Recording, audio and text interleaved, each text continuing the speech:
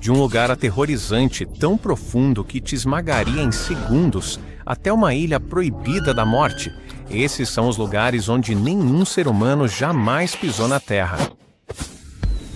Bem-vindo à Fossa das Marianas.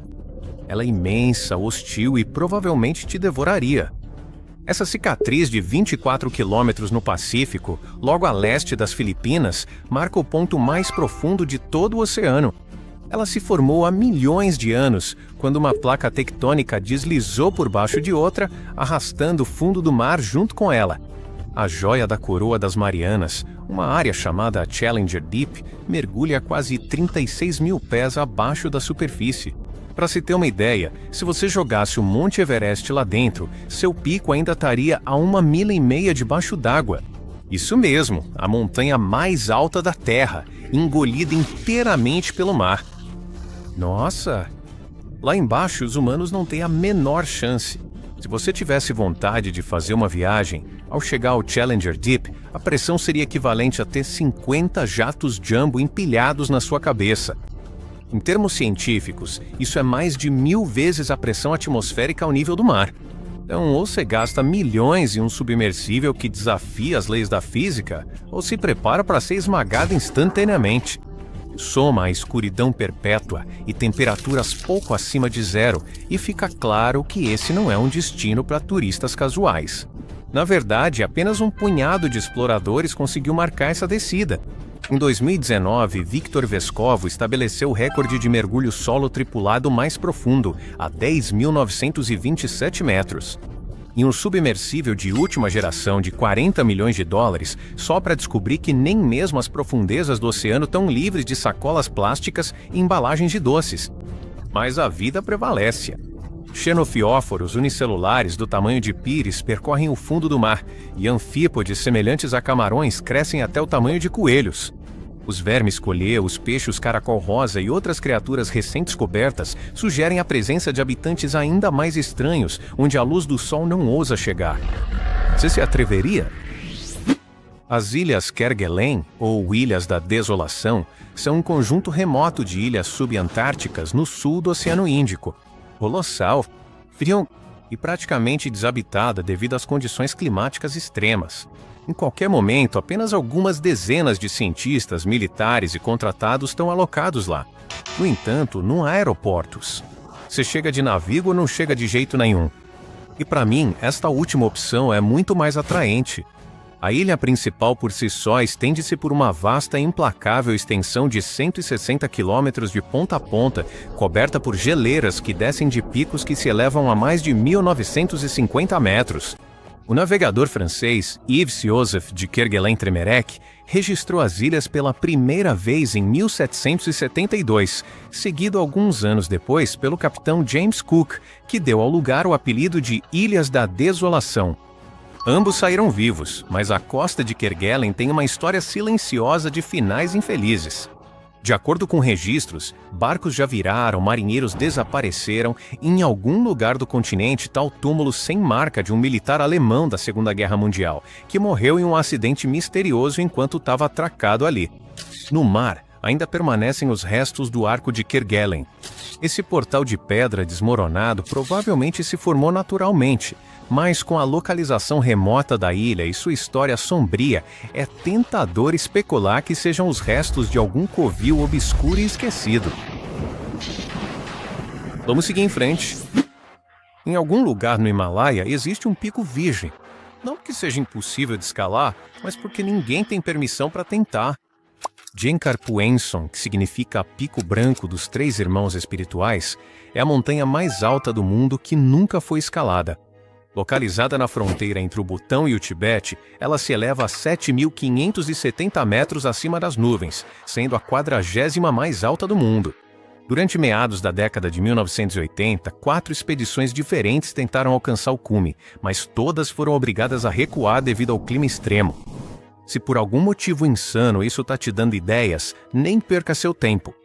Nos anos 1990, o Butão proibiu a escalada de picos acima de 5.800 metros para honrar crenças espirituais locais, e em 2003 o montanhismo foi proibido completamente. O motivo é bem simples: os deuses vivem lá em cima e preferem não ser incomodados. Como resultado, não só é proibido escalar o Gankarpuensum, mas o pico continua mal mapeado. Então, antes mesmo de pensar em quebrar as regras, você teria que convencer o governo a te contar o segredo. Boa sorte com isso. Para aumentar o mistério, pegadas enormes foram avistadas nas proximidades em 2016 e parecem pertencer a algo que anda ereto sobre duas pernas. As florestas densas do Butão são cheias de vida selvagem, então provavelmente era um urso. Mas vai saber que criaturas misteriosas e desconhecidas podem estar à espreita por aí. Agora, se você pretende explorar o próximo lugar, leve uma garrafa de água. O deserto da Namíbia se estende por cerca de 1.200 milhas ao longo da costa do Atlântico, indo de Angola, passando pela Namíbia até a África do Sul, e acredita-se que tenha pelo menos 55 milhões de anos, provavelmente sendo o deserto mais antigo da Terra. Algumas regiões recebem em média apenas 2 milímetros de chuva por ano, e outras não vêem chuva nenhuma. Por isso, não é surpresa que, em seus quase 31 mil quilômetros quadrados, a Namíbia seja quase totalmente desabitada. Historicamente, comunidades indígenas de areia sobreviveram ao longo da costa, comendo plantas e bebendo o suco amargo dos melões Tsama. Hoje em dia, pequenos grupos dos povos aborígenes Herero e Topnarnama Kokoré ainda conduzem o gado entre as poucas fontes de água. Grandes extensões do deserto, no entanto, simplesmente não são utilizadas. A vida aqui funciona na base da eficiência. Os oryx passam semanas sem água, zebras das montanas escalam em costas rochosas e tudo o resto persiste em condições que parecem ativamente hostis. Um dos trechos mais traiçoeiros da Namíbia é uma extensão de 480 quilômetros de dunas de areia imponentes ao longo do Atlântico, conhecida como Costa dos Esqueletos. O nome faz jus. Ela está repleta de carcaças de baleias e quase 1.000 naufrágios, graças a correntes mortais e decisões ruins. A costa aqui costuma ser envolta por uma névoa densa, formada quando a corrente fria do mar encontra o ar quente do deserto vindo da Namíbia. E ainda tem os círculos de fadas. Anéis quase perfeitos de terra sem plantas cercados por manchas de grama, alguns com quase 25 metros de diâmetro. Alguns cientistas culpam os cupins. Eles afirmam que, ao remover a vegetação do solo, os cupins criam um espaço árido na terra que permite que a água da chuva penetre mais fundo, formando uma espécie de reservatório subterrâneo do qual eles podem beber. Já as lendas locais atribuem os círculos às pegadas do deus Mukuru, enquanto outros sussurram sobre antigos locais de pouso de OVNIs. Bem abaixo da camada de gelo da Antártida, sussurros sobre uma criatura monstruosa atiçam a imaginação. Em 2012, o autor de ficção científica Michael Forsyth apresentou o organismo 46B, um metamorfo venenoso com 14 tentáculos que, segundo a lenda, espreita no lago Vostok, capaz de paralisar suas presas a 45 metros de distância e até mesmo de se disfarçar de um ano. Arrepiante? Sim. Fictício? Chegaremos lá. O lago Vostok, no entanto, é definitivamente real. Enterrado sob 4 quilômetros de gelo e batizado com o nome da estação de pesquisa russa que fica acima dele, esse misterioso lago subterrâneo permanece líquido graças a uma fonte de calor geotérmica na crosta terrestre, que derrete o fundo da camada de gelo. Tem cerca de 240 quilômetros de comprimento e 50 de largura, maior que o Lago Ontário. Ele está isolado da atmosfera da Terra há 15 a 20 milhões de anos. Os cientistas começaram a suspeitar que algo estranho estava escondido sob a camada de gelo da Antártida Oriental nos anos 1960, quando equipamentos de radar detectaram anomalias na paisagem. Mas só nos anos 1990 isso foi confirmado. Mas, na verdade, chegar até o Lago Vostok não é tarefa fácil. Os cientistas precisam perfurar quilômetros de gelo sob condições rigorosas e estéreis, para não contaminar o lago intocado. E protocolos internacionais limitam rigorosamente o que pode ser feito uma vez que a água é alcançada. Em 2010, os cientistas conseguiram aprovação para coletar uma amostra, mas tiveram que se desdobrar para fazer isso com segurança. Para evitar a contaminação, em vez de perfurar diretamente, eles baixaram uma broca até que um sensor detectasse líquido, então a retiraram, ajustando a pressão para que a água do lago fosse sugada para cima. Depois disso, o buraco foi deixado para congelar, formando um tampão de gelo, que eles recuperaram na temporada seguinte. Quando a amostra foi finalmente adquirida e derretida em 2012, um copo foi famoso apresentado a Vladimir Putin. Por sorte, ele foi aconselhado a não beber, porque após os testes, os resultados foram inesperados. Veja, os cientistas descobriram milhares de sequências de DNA totalmente únicas dentro da água, evidência de extremófilos sobrevivendo lá embaixo, em total escuridão, em temperaturas quase congelantes, forçados a usar energia química em vez da luz do sol. Então, isso é uma evidência do organismo 46B de Forsyth, afinal? Provavelmente não, mas parece que o que está isolado lá embaixo é muito mais estranho do que qualquer monstro inventado.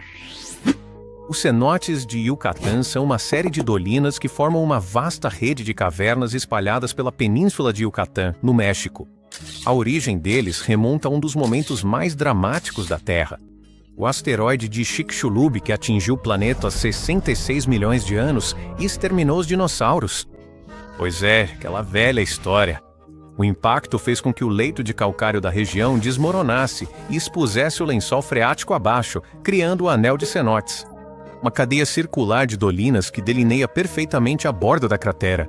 O que resta hoje é um labirinto escuro e sinuoso de cavernas parcialmente alagadas que permanecem em grande parte inexploradas. Por milhares de anos, os maias, antigos habitantes da região, dependeram dos cenotes como sua principal fonte de água doce. Eles também acreditavam que essas cavernas eram portais para Xibalba, o submundo, e que o deus da chuva, Chac, habitava ali. Para agradá-lo, oferendas de jade, ouro e, às vezes, humanos eram lançadas em suas profundezas. Então sim, há tesouros lá embaixo. Mas também há esqueletos. Biologicamente, os cenotes também são lugares estranhos. Seus túneis submersos abrigam camarões cegos, crustáceos pálidos e outras criaturas assustadoras adaptadas à escuridão permanente e ao baixo nível de oxigênio. Os peixes, por outro lado, tendem a evitar esses túneis escuros. Provavelmente uma escolha sensata. Um mundo sem luz do sol já é perturbador o suficiente, mas a Terra tem outra forma de manter as pessoas afastadas: o frio. No nordeste da Rússia fica a República Sakha da Sibéria, uma região tão vasta que cobre quase 1/5 do país. Grande parte de Sakha está acima do Círculo Polar Ártico, onde as temperaturas médias permanecem abaixo de zero durante a maior parte do ano. É a maneira educada da natureza dizer: nem se deu trabalho. Apesar de rivalizar com a Índia em tamanho, menos de 1 milhão de pessoas vivem aqui, em comparação com 1 bilhão e 47 milhões na Índia, com cerca de 1/3 concentrado na capital, Yakutsk. Yakutsk é frequentemente descrita como a cidade mais fria do mundo, com temperaturas de inverno que regularmente caem abaixo de menos 40 graus Fahrenheit. No entanto, se você viajar ainda mais para o Nordeste, chegará a lugares como Verkhoyansk, onde as temperaturas já chegaram a menos 80, entre as mais baixas já registradas. O permafrost domina a paisagem, mantendo o solo congelado por anos, às vezes décadas seguidas. Mas o planeta está esquentando. E à medida que ele começa a derreter lentamente, as estradas se deformam, os prédios se deslocam e atravessar a paisagem se tornou ainda mais assustador. Além disso, todo esse derretimento do permafrost começou a revelar alguns segredos enterrados desde a Era do Gelo. Como Sasha, o rinoceronte lanudo de 50 mil anos, descoberto em 2014, com os pelos ainda intactos. Mamutes, potros pré-históricos e filhotes de leão das cavernas também apareceram, preservados com uma precisão assustadora. Vamos só torcer para que o bebê gritador do filme A Era do Gelo continue enterrado. Bem-vindo a Hang Son-Dung, a maior caverna do planeta. Descoberta por acaso durante uma tempestade na selva vietnamita por um morador local chamado Rocan. Ele tinha se abrigado debaixo do penhasco para escapar da chuva quando percebeu algo estranho. Ar gelado e enormes colunas de névoa saindo de uma entrada na rocha. Sabiamente, ele não foi explorar sozinho. Em vez disso, esperou a tempestade passar e depois correu pela floresta densa até em casa. Só que ele não conseguia se lembrar de como voltar. Na verdade, só 19 anos depois, em 2009, ele voltou com uma equipe de expedição britânico-vietnamita que examinou o local e confirmou o impensável. Em volume, Hang Son-Dung mede cerca de 38 milhões e 500 mil metros cúbicos, espaço suficiente para engolir quarteirões inteiros de prédios de 40 andares. Uma das câmaras é tão enorme que um Boeing 747 poderia voar por dentro dela. Estalagmites se erguem a mais de 70 metros de altura, as mais altas já registradas, e vêm crescendo há milhões de anos. 2 seções desabadas do teto formaram mega clarabóias, permitindo que a luz do sol invada e gerando sistemas climáticos localizados dentro da caverna. Nuvens se formam, a chuva cai e microclimas distintos surgiram, sustentando o chamado Jardim de Éden, uma selva subterrânea vibrante. Formações rochosas bizarras, conhecidas como fitokarst, crescem em direção à luz, e a água carregada de cálcio que pinga do teto forma pérolas de caverna. Isso não quer dizer que não existam criaturas vivas lá embaixo também, muitas das quais evoluíram sem olhos. Quem sabe o que mais pode estar à espreita nas sombras, aguardando exploradores tolos o suficiente para se aventurarem mais longe. Felizmente, apesar de ser conhecida como a Caverna dos Sonhos, o acesso humano é muito limitado. Apenas pequenos grupos guiados têm permissão para percorrer uma única rota pelo sistema, sendo que uma caminhada de 5 dias custa cerca de $3.000. Puxa vida, isso significa que grande parte do sistema de cavernas é um breu assustador e inexplorado. É fácil imaginar um explorador solitário e desavisado vagando pela selva, completamente alheio ao que está debaixo dos seus pés. Apesar de ser, você sabe, um país, a Groenlândia continua em sua maior parte inexplorada. Isso se deve à colossal camada de gelo que cobre cerca de 700 mil milhas quadradas, mais de 80% da ilha. E não é só uma camada fina de gelo, não.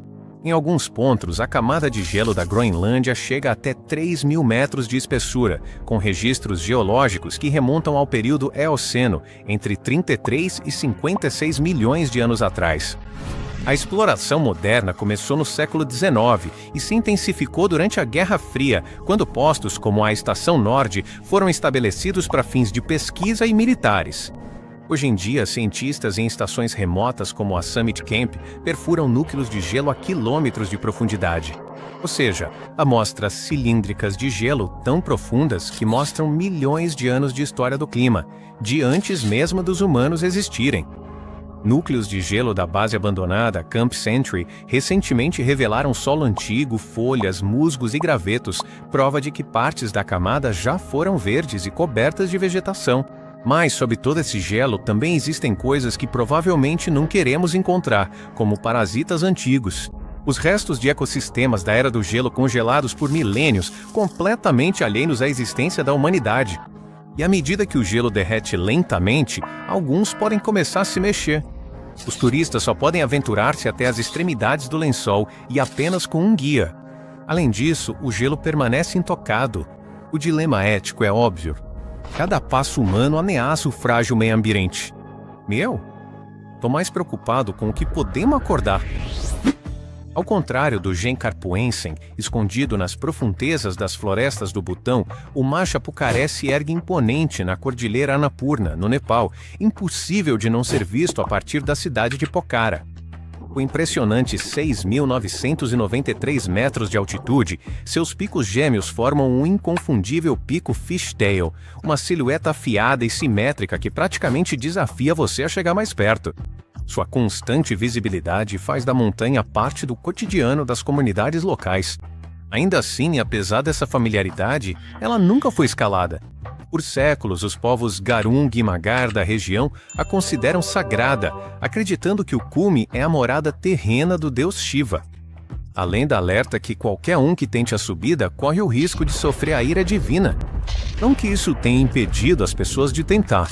O mais perto que alguém chegou foi durante uma expedição britânica em 1957, que alcançou apenas 150 metros do pico, antes de serem obrigados a voltar por causa do mau tempo. Curiosamente, o líder da expedição, o tenente-coronel James Roberts, aconselhou o governo do Nepal a fechar a montanha logo depois, apesar de ter ficado incrivelmente empolgado para escalá-la ele mesmo. E eles ouviram. Agora, ninguém pode nem sequer tentar a escalada. Aconteceu alguma coisa lá em cima? Algo tão sombrio que Roberts achou que ninguém deveria tentar escalá-la de novo? Talvez, nunca saibamos. O Abismo Kronis é uma caverna alagada de água doce na República Tcheca. À primeira vista, poderia passar por uma piscina tranquila e sem graça cravada no interior rochoso. Só quando você olha por cima da borda é que a imensidão abaixo se revela. Um abismo vertical assustadoramente profundo que há mais de um século impressiona e aterroriza exploradores. A primeira tentativa de medir o abismo teria ocorrido em 1580, quando um mergulhador tentou alcançar o fundo prendendo a respiração. É seguro dizer que, se isso for verdade, ele não chegou muito longe. Então, na virada do século XX, J.V. Sindel, um instrutor de mergulho, entrou na caverna de barco e baixou um cabo com peso a partir dele. Atingiu 118 pés de profundidade antes de ficar presa contra as paredes rochosas do poço. Em 1980, mergulhadores enviaram uma sonda especial que atingiu a incrível profundidade de 853 pés, aproximadamente 260 metros. Mas o abismo ainda não tinha terminado de se exibir.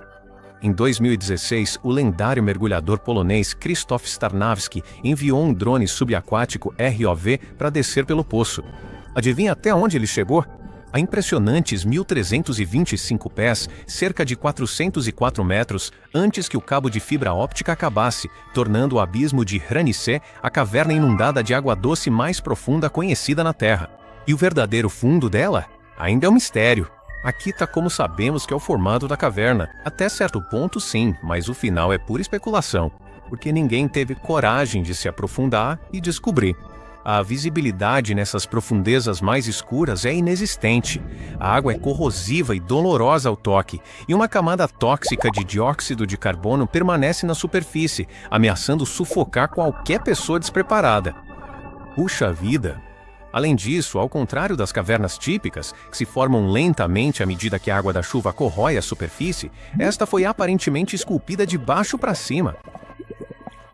Bem, uma teoria é que a água subterrânea ácida em grandes profundidades abaixo da superfície da Terra foi aquecida pelo núcleo terrestre e infiltrou-se para cima, dissolvendo o calcário de baixo para cima.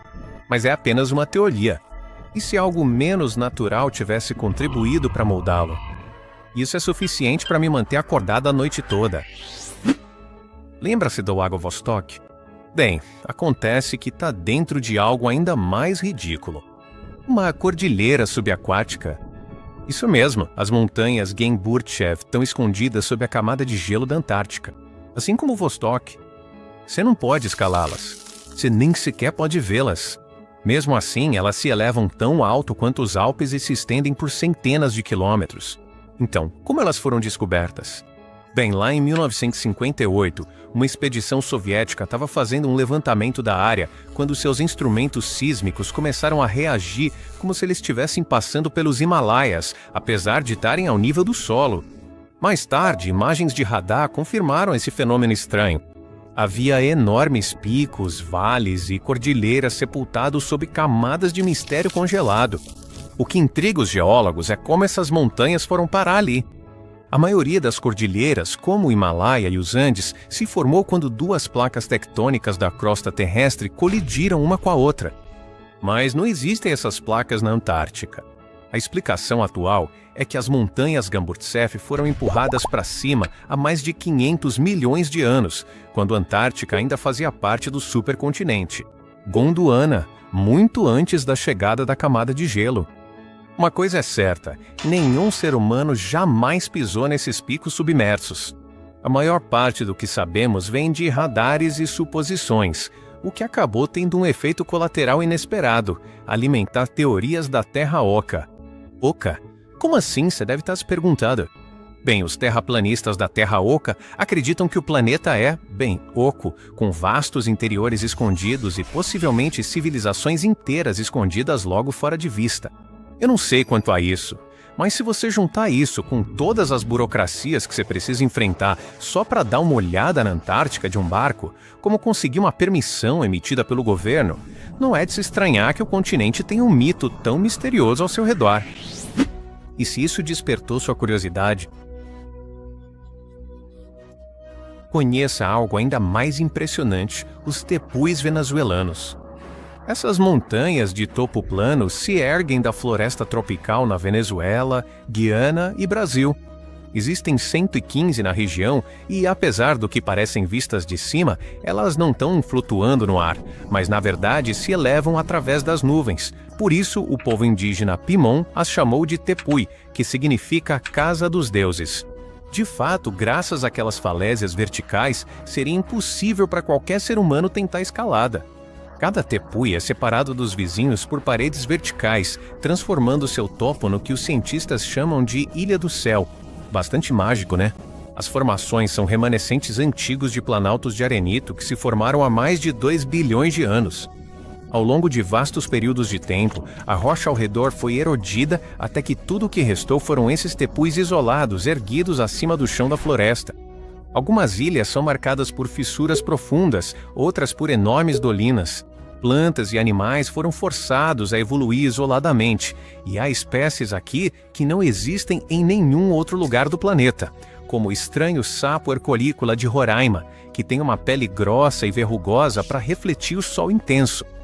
Visto de cima, alguns topos parecem menos com picos de montanhas e mais com mundos esquecidos. Bart e Conan Doyle também pensavam assim. Seu romance O Mundo Perdido foi inspirado pelo Monte Roraima, o único tepui acessível a pé. Graças a uma rampa natural, quem sabe que outras espécies estranhas habitam esses picos místicos. Em algum lugar de um canto remoto do Canadá, o próprio solo parece ter se voltado para o lado sombrio. O chamado Poço de Sarlac é uma vasta caverna vertical escondida nas profundezas da beleza enganosa do Parque Provincial Wells Grey, na Colômbia Britânica. Mas o próprio poço é o tipo de lugar que faz você perceber que alguns cantos do mapa é melhor deixar intocados. Sua localização exata é oficialmente mantida em segredo porque o terreno ao redor é tão brutal e o local em si tão perigoso. É ilegal se aventurar por lá. Mesmo assim, ele só foi identificado recentemente, em 2018, durante um levantamento aéreo. Os cientistas acreditam que ele ficava escondido pela típica cobertura pesada de neve da região. Mas as mudanças climáticas mudaram isso, derretendo a neve e revelando a entrada completamente escura. Vamos torcer para que ninguém já tenha caído lá dentro. O biólogo Bevan Ernst foi o primeiro a apontar que aquilo se parece suspeitosamente com o Poço do Sarlacc de Star Wars, que abriga uma criatura que digere suas vítimas ao longo de 1000 anos. A entrada do verdadeiro Poço do Sarlacc pode não abrigar um sarlacc, mas se abre em um enorme buraco de cerca de 90 metros de comprimento por 60 metros de largura, despencando direto para a escuridão. Suas paredes são riscadas de mármore e camadas de pedra, e uma névoa paira constantemente no ar, dificultando saber onde termina o chão firme. E começa o espaço vazio. Se isso de alguma forma parece divertido para você, nem perca seu tempo. Os parques de British Columbia podem multar você em até $1 milhão só por entrar na área ao redor sem permissão, então por enquanto o Poço do Sarlacc permanece intocado. Talvez isso seja o melhor. Espremida entre o Canadá e a Groenlândia está uma estranha massa de terra desabitada que se estende por mais de 54 mil quilômetros quadrados e parece até outro planeta. Esta é a Ilha Devon. Pessoas tentaram viver nesse deserto congelado por séculos, mas toda tentativa resultou em fracasso e até tragédia. No início do século XX, a Polícia Montada Real do Canadá, a polícia montou um posto na Ilha Devon chamado Dundas Harbour, com um grupo de inuites para sinalizar posse. No entanto, 2 dos 3 oficiais da RCMP acabaram mortos, e em ambos os casos, foi suicídio. Será que foi o isolamento extremo e as péssimas condições de vida que os levaram a um destino tão cruel? Ou algo mais sinistro? Nunca saberemos. De qualquer forma, o policial restante e os inuites fugiram. E depois de algumas tentativas de reabertura sem muita vontade, o posto foi abandonado de vez em 1951. O Ártico deixou bem claro o que sentia. De fato, apesar de várias expedições fadadas ao fracasso, apenas cerca de 1% da ilha já foi explorada a pé. Você pode visitar, mas vai ficar basicamente restrito a conhecer a cratera de impacto alto, uma cicatriz de 19 quilômetros de largura deixada por um meteorito, onde a NASA testa equipamentos projetados para Marte. Sim, a Ilha Devon é tão fria, seca, rochosa e profundamente inóspita que é literalmente o mais perto que a Terra está disposta a chegar de outro planeta. Os astronautas chegam a treinar aqui para praticar o estresse psicológico de operar longe de qualquer ajuda. Os verões são curtos, os invernos são rigorosos e não há praticamente nenhuma infraestrutura. Sim, nem pensar. No extremo norte do estado de Cachin, em Myanmar, onde as fronteiras da China e da Índia se confundem com montanhas íngremes e vales profundos, encontra-se o Complexo Florestal do Norte de Mianmar. Apesar de sua imensidão imponente, menos de 2% de toda a área é afetada pela ação humana. As comunidades indígenas compõem essa porcentagem e vivem aqui há séculos. Segundo a crença local, a floresta também abriga mosquitos, espíritos poderosos. Dizem que protegem a terra e punem qualquer um que ouse prejudicá-la. Talvez seja por isso que ela permanece tão intocada.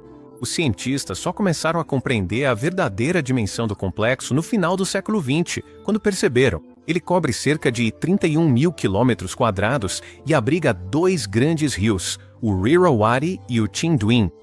Os vales montanhosos onde esses rios se encontram são propensos a deslizamentos de terra, quando as fortes chuvas de monção encharcam o solo, o que pode acontecer perigosamente sem aviso prévio. Quem sabe quantos indígenas já se perderam e foram esmagados, sem falar nos tigres, ursos e vespas gigante. Mas a região também abriga um dos parasitas mais assustadores e valiosos do mundo.